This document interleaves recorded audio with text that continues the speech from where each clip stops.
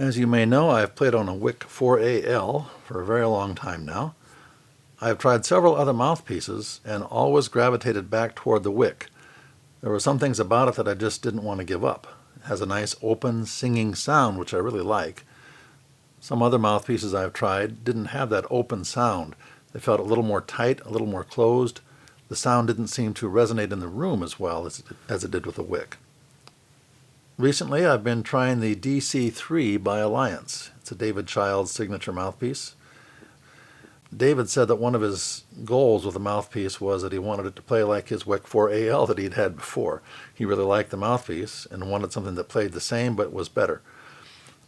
That's a tough bill to fill, and I think they've done it here perhaps. This is the mouthpiece. It is similar to the Wick in many ways. It is slightly longer. On my calipers it measures just about 3 1/4 inches in total length. The Wick 4AL is 3 1/8 in total length, so it's somewhat shorter. The insertion depth seems to be about the same though, so this just sticks out of the horn further. As far as the cup width, they're the same specification if I remember correctly. Let's start with the Wick.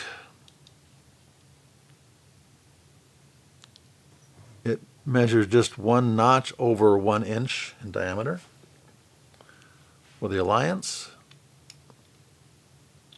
I have just a little bit of slack as I put the calipers inside, but really not much. It measures almost identically. As far as how they feel on your face though, the Alliance actually feels slightly larger. Not enough to be a problem, but it just has a larger feel. I think that's because the rim is a bit more rounded. It's a very comfortable rim. In fact, in many ways it's more comfortable than the Wick. But that extra roundness means that it falls away a little bit from your chops sooner, and that might make it feel a bit wider. But once you actually get into the bowl, it seems to measure about the same as the Wick. I also measured the throats with my not very precise measurement of putting a pencil in, seeing how far it goes, and trying it in the Wick. And they seem identical in that respect. So the throats, at least the beginning of the throat, seems to be very similar. If I do the same test on the back bore, however, it goes that far into the Alliance, much less far into the Wick, as you can see. The reason for that has to simply be the shape. If they start out about the same size here at the throat, that means that the Alliance must expand more in this part before it gets out the end. Obviously the ends are very similar. That expanded area inside the throat here can make a difference. Normally that would tax your endurance, but that doesn't seem to be the case. It would also normally give you a larger sound, but again, I don't detect that. The size of sound of the two mouthpieces is very similar. So that's kind of what they look like, and how they feel, and how they measure. Of course, the real proof with the mouthpiece is how it plays. And I've done a video comparing these two mouthpieces back to back on the same excerpts.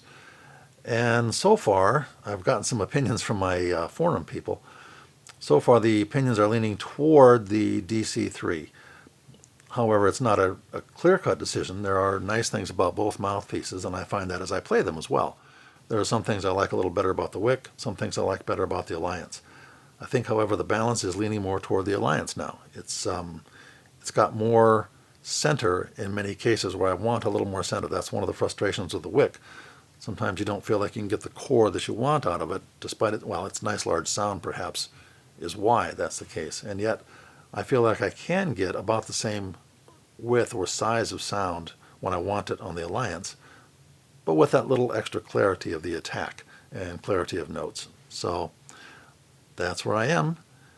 Hope that's been helpful.